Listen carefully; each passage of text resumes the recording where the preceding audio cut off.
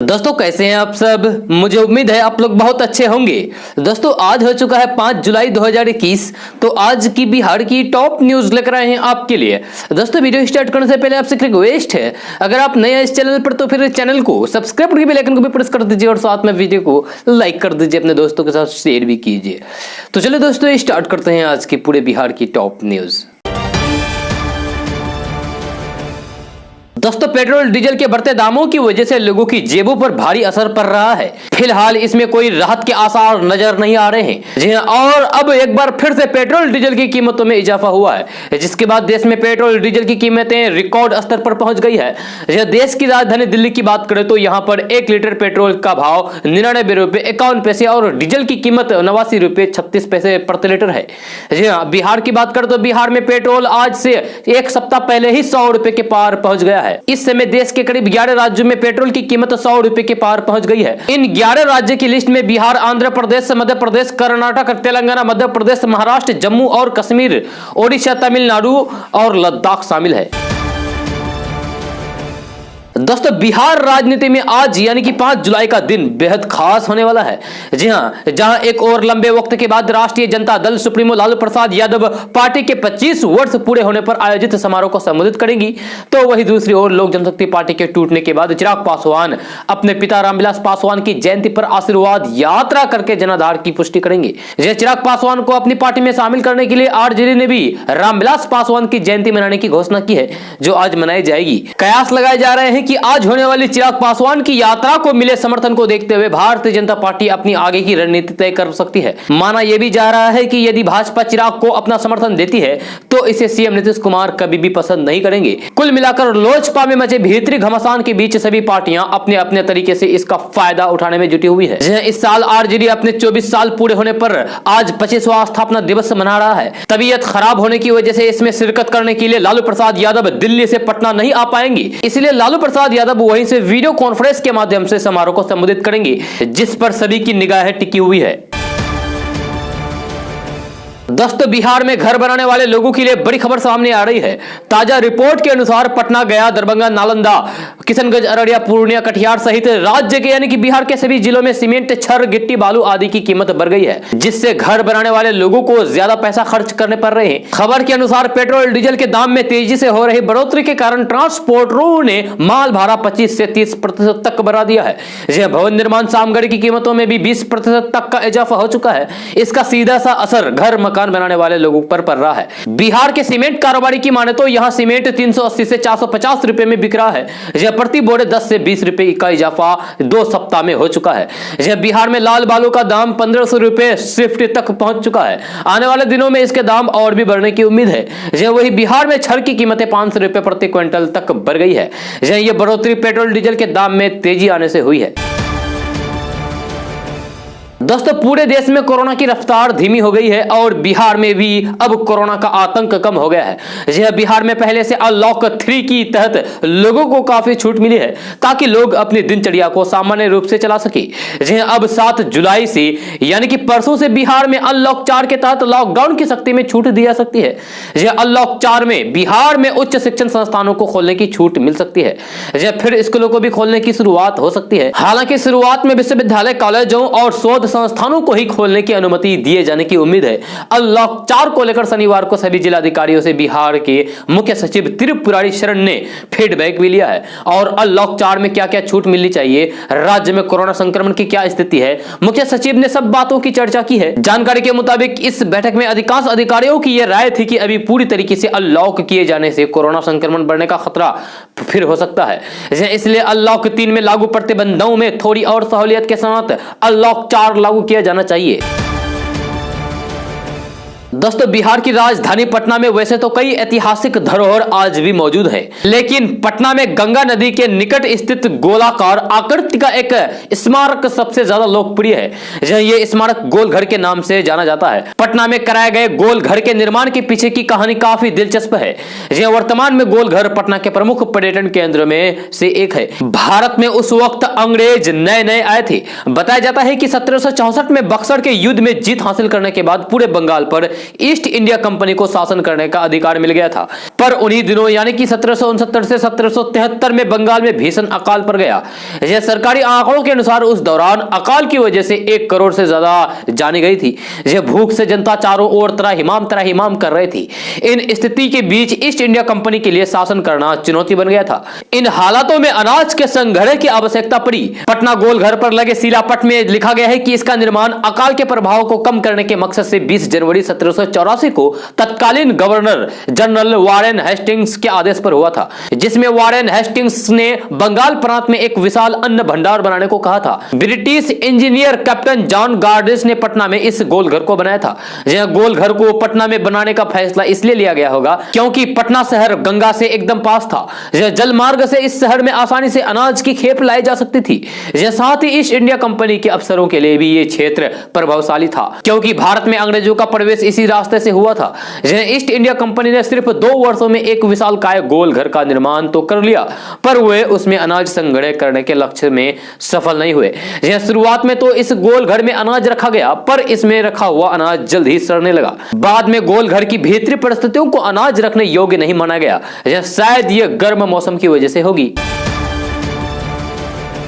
दोस्तों, उत्तर प्रदेश शिया वक्फ बोर्ड के पूर्व प्रमुख वसीम रिजवी ने कुरान शरीफ से 26 आयतों को हटाने के लिए सुप्रीम कोर्ट से खारिज की गई याचिका पर पुनर्विचार की अर्जी दाखिल की है। साथ ही खुद पर लगे 50,000 रुपए के जुर्माने को भी माफ करने की गुहार लगाई है।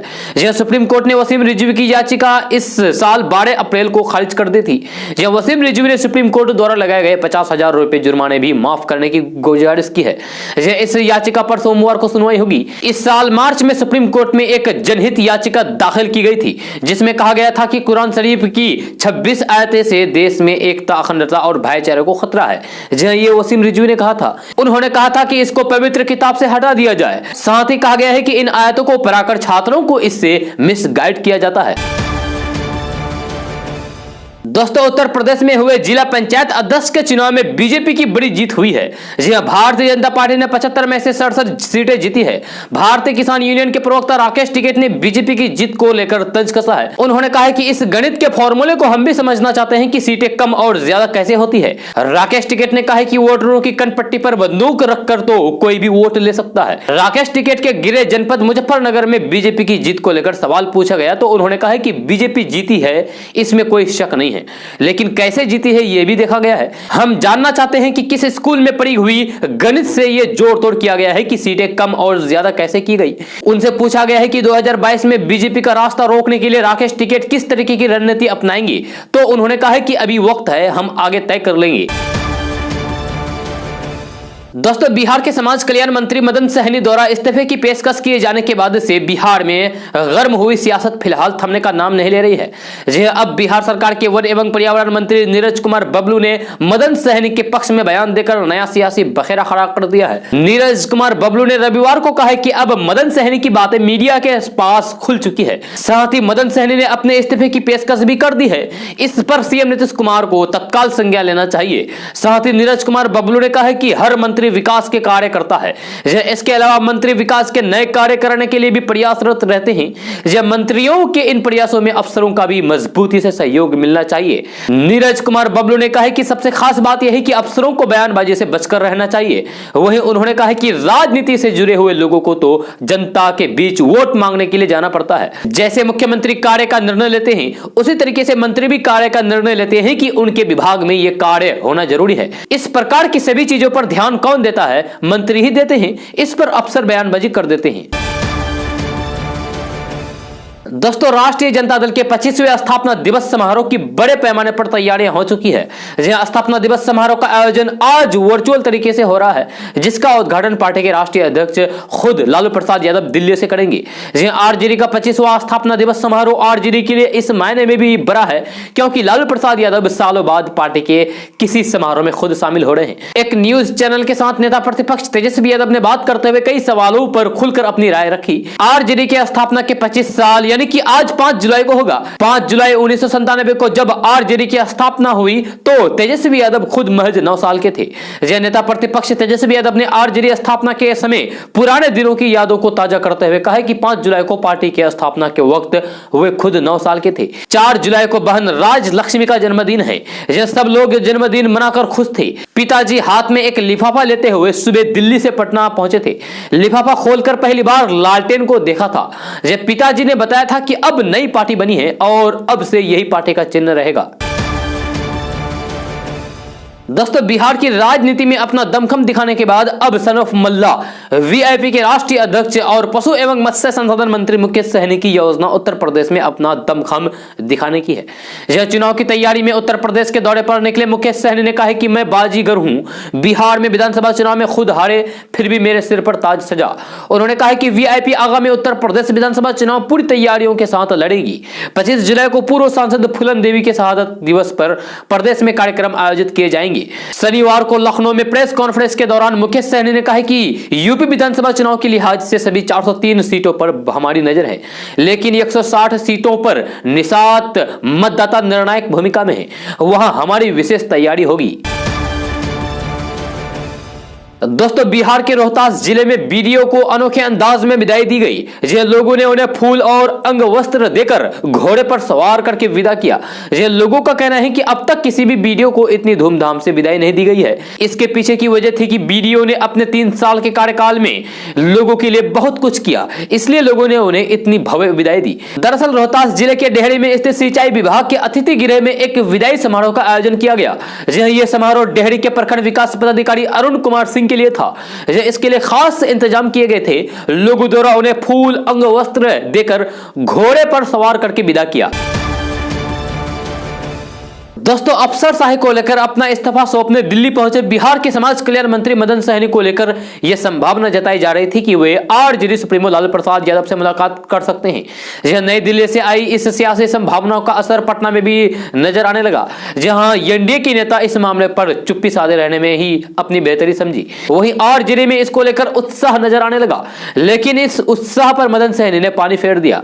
जहां एक न्यूज चैनल से बातचीत में उन्होंने साफ कर दिया है कि वे लालू प्रसाद यादव से नहीं मिल रहे हैं और न ही उनका आरजेडी के साथ जाने का कोई इरादा है। जाहिर है, मदन सहनी के इस बयानों के बाद राजद की उम्मीदों को बड़ा झटका लगा है।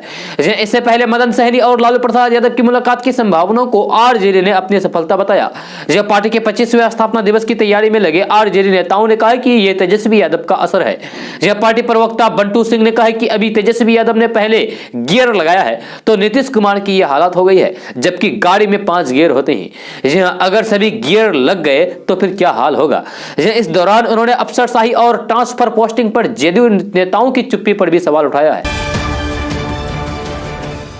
दोस्तों, बिहार में हो रही बारिश और प्रमुख नदियों के जलस्तर में हो रही वृद्धि से बिहार के कई जिलों में बाढ़ की स्थिति बन गई है। जी हां, नदियों के उफान से डरे लोग बाढ़ की आशंका को लेकर ऊंचे स्थानों पर जा रहे हैं। जल संसाधन विभाग के एक अधिकारी ने शनिवार को बताया है कि सुबह 8 बजे वीरपुर बैराज में कोसी नदी का जलस्तर 2,21,000 क्यूसेक दर्ज किया गया था, जो दोपहर 2 बजे 1,97,000 क्यूसेक हो गया। इधर वाल्मीकि नगर बैराज में गंडक नदी के जलस्तर में लगातार वृद्धि देखी जा रही है। यहाँ सुबह 10 बजे गंडक का जलस्तर 2,21,000 क्यूसेक दर्ज किया गया था, जबकि दोपहर 2 बजे यहां का जलस्तर 2,76,000 क्यूसेक हो गया। यह बताया जा रहा है कि गंडक नदी में जलस्तर बढ़ने की आशंका है। दोस्तों, दाल की बढ़ती कीमतों पर लगाम लगाने के लिए केंद्र सरकार ने स्टॉक लिमिट तय कर दी है। इसके दायरे में खुदरा और थोक कारोबारियों के साथ साथ दाल मिलों को भी लिया गया है। केंद्र के इस निर्णय के बाद दाल कीमतों में 150 से 200 रुपए प्रति क्विंटल की गिरावट आई है। इस निर्णय से मूंग को अलग रखा गया है। केंद्र के निर्णय का विरोध मंडी कारोबारियों ने जताया है। जी हां, कल देश की कई मंडियों में पदाधिकारियों की आपात बैठक बुलाई गई है। इसके बाद मंडी बंद करने का भी निर्णय लिया जा सकता है। दोस्तों, बिहार विधानसभा चुनाव में बेहतर प्रदर्शन करने के बाद असदुद्दीन ओवैसी ने ऐलान किया था कि उनकी पार्टी एआईएमआईएम उत्तर प्रदेश में साल 2022 में होने वाले विधानसभा चुनाव में 100 सीटों पर चुनाव लड़ेगी। अब हाल ही में उनकी इस घोषणा पर उत्तर प्रदेश के मुख्यमंत्री योगी आदित्यनाथ ने अपनी प्रतिक्रिया दी है। हाल ही में सीएम योगी आदित्यनाथ ने ओवैसी को देश का बड़ा नेता कहा है। इसी के साथ उन्होंने यह भी कहा है कि 2022 विधानसभा चुनाव बीजेपी ही जीतेगी। जी हां, दरअसल हाल ही में योगी आदित्यनाथ ने एक बयान में कहा है कि असदुद्दीन ओवैसी हमारे प्रदेश के बड़े नेता है। अगर उन्होंने 2022 विधानसभा चुनाव के लिए बीजेपी को चुनौती दी है तो बीजेपी का कार्यकर्ता उनकी चुनौती को स्वीकारते हैं। इसमें कोई शक नहीं है कि 2022 विधानसभा चुनाव में उत्तर प्रदेश में बीजेपी सरकार बनाएगी। आपको बता दें कि ओबीसी ने बीते रविवार को यह घोषणा की थी कि उनकी पार्टी एआईएमआईएम उत्तर प्रदेश की 100 विधानसभा सीटों पर चुनाव लड़ेगी। बीते रविवार के दिन ऑल इंडिया मजलिस-ए-इत्तेहादुल मुस्लिमीन यानी कि एआईएमआईएम के अध्यक्ष असदुद्दीन ओवैसी ने कहा था कि वे लोग ओम प्रकाश राजभर की अगुवाई वाले सहलदेव भारतीय समाज पार्टी एवं छोटी पार्टियों के गठबंधन भागीदारी संकल्प मोर्चा के साथ मिलकर यूपी में विधानसभा चुनाव लड़ेगी। दोस्तों, उत्तर प्रदेश के जिला पंचायत चुनाव में बीजेपी की शानदार जीत पर प्रधानमंत्री नरेंद्र मोदी ने उत्तर प्रदेश के मुख्यमंत्री योगी आदित्यनाथ को बधाई दी है। पीएम मोदी ने कहा है कि ये कानून के राज और विकास के लिए जनता का दिया हुआ आशीर्वाद है। उन्होंने यूपी सरकार को बधाई देते हुए कहा है कि इसका श्रेय मुख्यमंत्री योगी आदित्यनाथ की नीतियों और पार्टी के कार्यकर्ताओं के अथक परिश्रम को जाता है। पीएम मोदी ने ट्वीट किया है और कहा है कि यूपी जिला पंचायत चुनाव में भाजपा की शानदार विजय विकास, जनसेवा और कानून के राज के लिए जनता जनार्दन का दिया हुआ आशीर्वाद है। इसका श्रेय मुख्यमंत्री योगी आदित्यनाथ जी की नीतियों और पार्टी कार्यकर्ताओं के अथक परिश्रम को जाता है। यूपी सरकार और भाजपा संगठन को इसके लिए हार्दिक बधाई। आपको बता दूं कि यूपी जिला पंचायत की 75 में से बीजेपी ने 67 सीटों पर जीत हासिल की है। दोस्तों, महंगाई दिनों दिन बढ़ती ही जा रही है। यह पेट्रोल डीजल की आसमान छूते कीमतों के बीच अब एलपीजी की कीमतों में भी बढ़ोतरी का अनुमान है।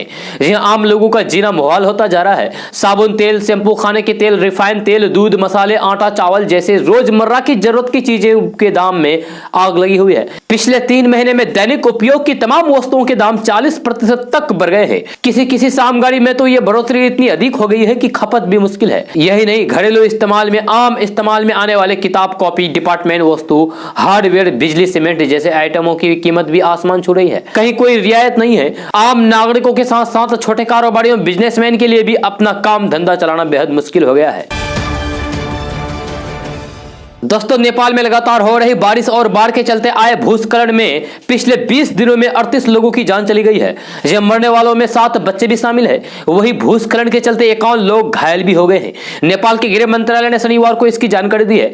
मंत्रालय ने कहा है कि देश के विभिन्न हिस्सों में बाढ़ और भूस्खलन की घटनाओं में 51 लोग घायल हुए हैं और 3 बच्चे सहित 24 लोग लापता हैं। दोस्तों, छपरा में जदयू नेता का एक अश्लील वीडियो सोशल मीडिया पर खूब वायरल हो रहा है। यह वीडियो में नेता डांसर के साथ डर्टी डांस करते हुए देखा जा सकता है। आपको वीडियो हम नहीं दिखा सकते क्योंकि वीडियो बहुत ही आपत्तिजनक है। जी हाँ, यह वीडियो सारण जिले के गरखा प्रखंड का बताया जा रहा है। यहाँ एक बारात में ऑर्केस्ट्रा का आयोजन किया गया था। उसी ऑर्केस्ट्रा पर जदयू के नेता अविनाश कुमार मंटू बारात में आई बाल वालाओं के साथ ठुमके लगाते हुए नजर आए। ऐसे में वायरल वीडियो को देखकर यह सवाल उठता है कि जनप्रतिनिधि के इस तरीके के बालाओं के साथ ठुमके लगाना कहां तक सही है। यह वही दूसरी ओर कोरोना को देखते हुए, जहां एक तरफ लोगों की सुरक्षा को देखते हुए सरकार ने कोविड गाइडलाइंस जारी की हुई है, तो दूसरी तरफ नीतीश सरकार के ही पार्टी के प्रदेश स्तर के कार्यकर्ता इस तरह कोरोना नियमों की धज्जियां उड़ाते नजर आ रहे हैं। दोस्तों, बिहार की राजनीति में इन दिनों उथल पुथल मची हुई है। यह पूर्व मुख्यमंत्री जीतन राम मांझी की पार्टी के कद्दावर नेता धीरेन्द्र कुमार मुन्ना ने हिंदुस्तानी अवाम मोर्चा का साथ छोड़ दिया है। जी हां, हिंदुस्तानी अवाम मोर्चा के पूर्व कार्यकारी बिहार प्रदेश अध्यक्ष धीरेन्द्र कुमार मुन्ना लोजपा के राष्ट्रीय अध्यक्ष चिराग पासवान के साथ राजनीति की नई पारी की शुरुआत करने जा रही है। पिछले साल बिहार विधानसभा चुनाव के समय टिकट न मिलने से पार्टी छोड़कर जाने वाले धीरेन्द्र मुन्ना इसी साल मार्च महीने में पार्टी में वापस आए थे। लेकिन 3 महीने बाद उन्होंने फिर से जीतन राम मांझी का साथ छोड़ने का ऐलान कर दिया है। हिंदुस्तानी अवाम मोर्चा के पूर्व कार्यकारी बिहार प्रदेश अध्यक्ष धीरेन्द्र कुमार मुन्ना ने बिहार के मुख्यमंत्री रहे जीतन राम मांझी को पत्र लिखकर यह जानकारी दी है कि वे अब पार्टी के साथ नहीं है। उन्होंने मांझी को लिखे पत्र में कहा है कि पिता तुल्य जीतन राम मांझी ने मुझे हमेशा अपने स्नेह दिया है। उनके स्नेह ने मुझे पार्टी का राष्ट्रीय प्रवक्ता, 2015 में नवादा विधानसभा से प्रत्याशी और हम पार्टी का बिहार प्रदेश कार्यकारी अध्यक्ष बनाया था। दोस्तों, भागलपुर के नाथनगर में स्थित रेशम संस्थान में बीटेक इन सिल्क टेक्नोलॉजी की पढ़ाई का रास्ता साफ हो गया है। AICTE से 4 वर्षीय डिग्री कोर्स को मान्यता दिलाने की कवायद चल रही है, लेकिन कुछ कागजातों की कमी के कारण इसमें बाधा उत्पन्न हो रही थी, जिसे दूर करने के लिए डीएम ने निर्देश दिए हैं। शनिवार को डीएम सुब्रत कुमार सेन ने रेशम संस्थान की समीक्षा की और संबंधित अधिकारी से संस्थान में आधारभूत संरचना की विस्तार से जानकारी मांगी। AICTE से मान्यता लेने में जमीन संबंधित कागजात और म्यूटेशन के साथ भवन निर्माण की आर्किटेक्ट रिपोर्ट मांगी जा रही है।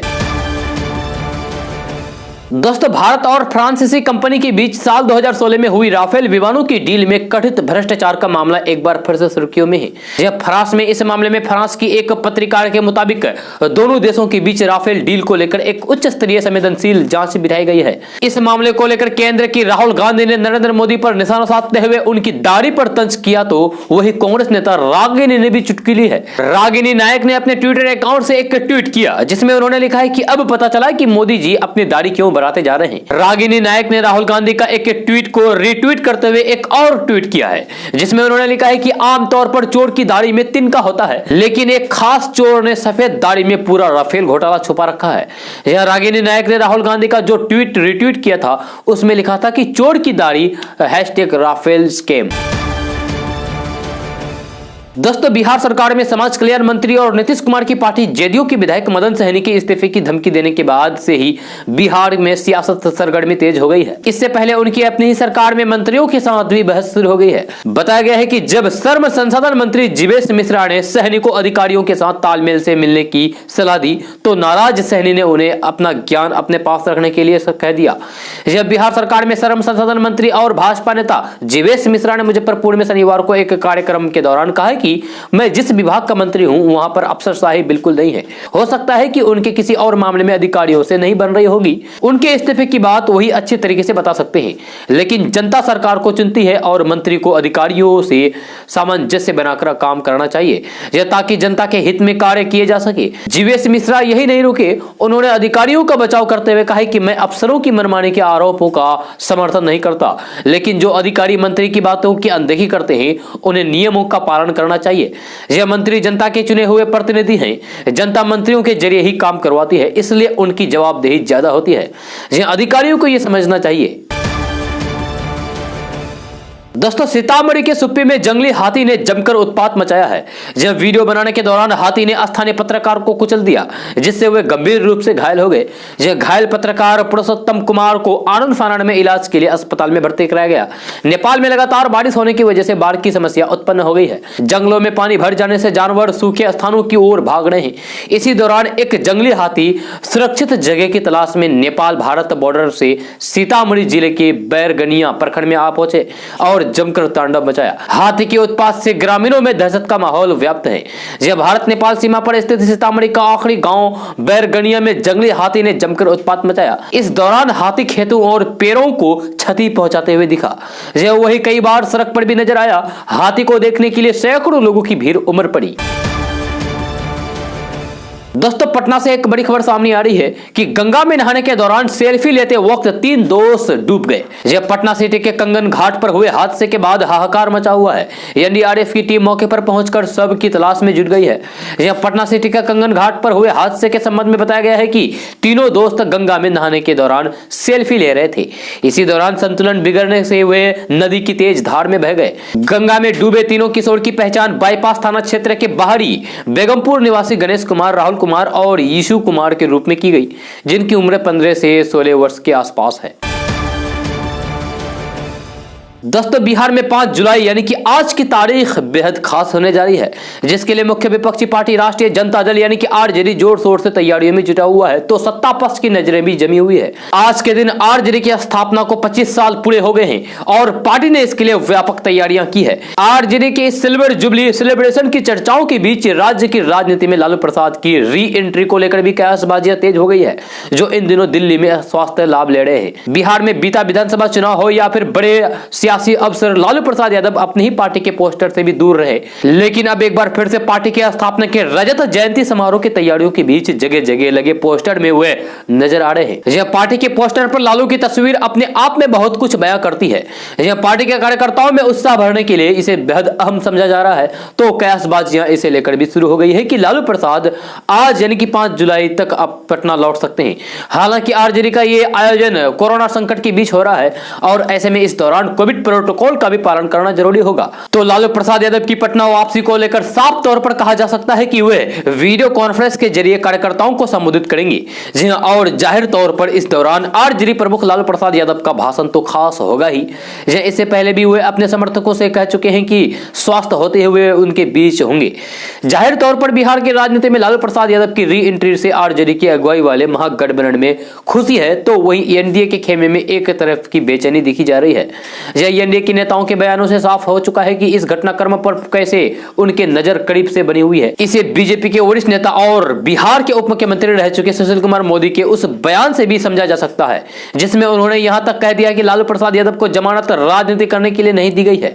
एनडीए नेताओं के बयान बताते हैं कि आरजेडी के 25वें स्थापना दिवस को लेकर जिस तरीके से तैयारियां पार्टी स्तर पर की है, उतनी ही उत्सुकता सत्तारूढ़ खेमे में भी है। इसकी कई वजह है। एक तो यह सब कुछ ऐसे समय में होने जा रहा है जब सत्तारूढ़ गठबंधन के दो प्रमुख घटक दलों बीजेपी और जेडीयू में सब कुछ ठीक नहीं होने की चर्चाएं हैं। अरुणाचल प्रदेश में बीजेपी की सियासी चाल ने नीतीश कुमार को बड़ा झटका दिया। जहां जेडीयू के 6 विधायक बीजेपी में शामिल हो गए, तो राज्य में बीते साल हुए विधानसभा चुनाव में मिली सीटों की संख्या ने भी जेडीयू प्रमुख को चिंताओं में डाल दिया है। बीते कुछ समय में वे अपनी पार्टी को मजबूत करने की कवायद करते देखे गए, जब वे उपेंद्र कुशवाहा को अपने साथ जोड़ने में कामयाब रहे। इसके अलावा हाल ही में लोक जनशक्ति पार्टी में टूट देखी गई, जिसके लिए चिराग पासवान ने जेडीयू को भी जिम्मेदार ठहराया। हालांकि नीतीश कुमार ने पार्टी में असंतोष और विभाजन में अपनी किसी भी तरह की भूमिका से इनकार किया है, लेकिन इससे भी इनकार नहीं किया जा सकता है कि एलजेपी की वजह से भी बिहार में बीते साल हुए विधानसभा चुनाव में पार्टी को भारी नुकसान उठाना पड़ा और आरजेडी 75, बीजेपी 74 के बाद जेडीयू 44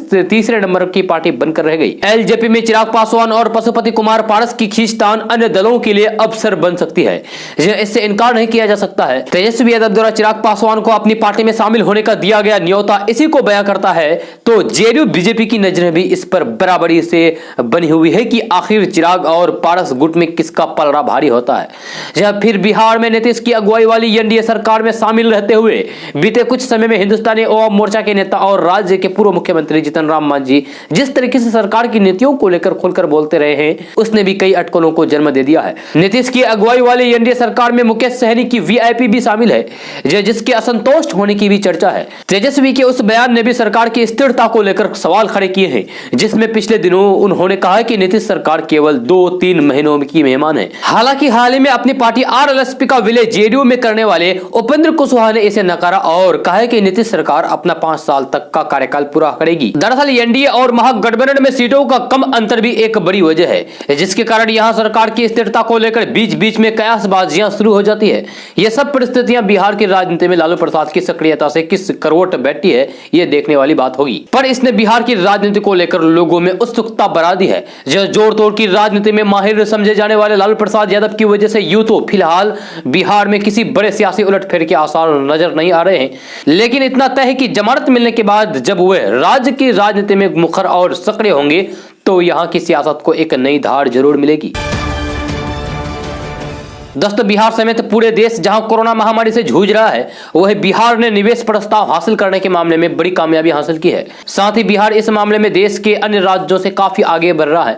जी हां, जानकारी के मुताबिक कोरोना काल के दौरान बीते 6 माह में बिहार को 34,000 करोड़ रुपए से ज्यादा के निवेश प्रस्ताव हासिल हुए हैं। बताया जा रहा है कि जिनमें से 19,304 करोड़ के निवेश प्रस्ताव को राज्य निवेश प्रोत्साहन पार्षद स्टेज 1 क्लियरेंस भी प्रदान कर चुका है। इसमें सबसे विशेष बात यह है कि 28 से 30 जून के बीच महज 3 दिनों के अंदर बिहार को 15,145 करोड़ रुपए के निवेश प्रस्ताव हासिल हुए हैं। जल्द होने वाली राज्य निवेश प्रोत्साहन पार्षद की आगामी मीटिंग में 15,000 करोड़ रुपए से ज्यादा के निवेश प्रस्ताव को हरी झंडी दी जा सकती है। मीडिया रिपोर्ट्स के अनुसार बिहार में इन दिनों उद्योग के क्षेत्र में विशेष हलचल देखी जा रही है, जब विभिन्न निवेशक बिहार की ओर रुख कर रहे हैं। इसके साथ ही बिहार में औद्योगिकरण को लेकर उम्मीद की किरण सामने आई है। बीते 3 से 4 माह में तो बिहार में निवेश प्रस्ताव को लेकर विशेष तेजी आई है। दोस्तों, आज का न्यूज बस यह तक। कैसा लगा जरूर अपना सुझाव दीजिएगा नीचे कमेंट बॉक्स में कमेंट करके। अगर आप नए आए इस चैनल पर तो फिर चैनल को सब्सक्राइब करके बेल आइकन को भी प्रेस कर दीजिए और साथ में वीडियो को लाइक कर दीजिए, अपने दोस्तों के साथ शेयर भी कीजिए।